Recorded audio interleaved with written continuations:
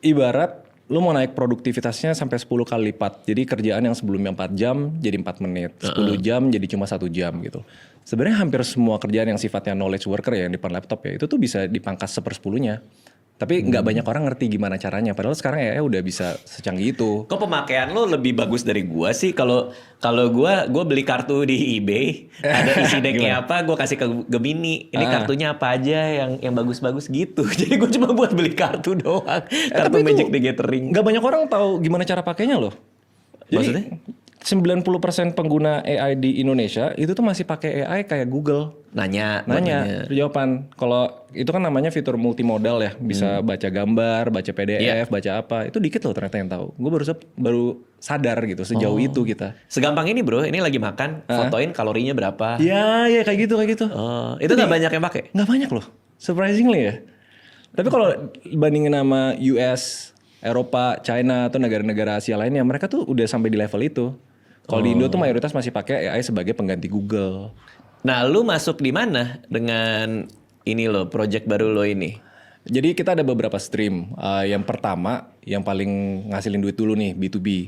Jadi gue datang ke company-company yang size-nya mid market ya, sekitar 100 M setahun sampai 2 T setahun. Problemnya mereka tuh datanya banyak kan, tapi mereka nggak tahu gimana cara ngolahnya. Belum lagi kalau misalnya karyawan keluar dari perusahaan, terus masuk, terus dia mau onboarding kan, file ini di mana. Jadi kita kumpulin di satu tempat, ada satu agent yang bisa ngebantu siapapun di perusahaan itu ya dapetin file yang dia mau. Terus ada otomisasi juga. Misalnya ada potensi fraud nih, karyawan lu reimburse 7 kali berturut-turut sama bondnya gitu misalnya. Kena flag tuh. Kena flag. Atau misalnya masalah procurement, mau belanja barang gitu. Ini kok harganya janggal. Yang sebelumnya 100 juta tapi ini sekarang 200 juta gitu.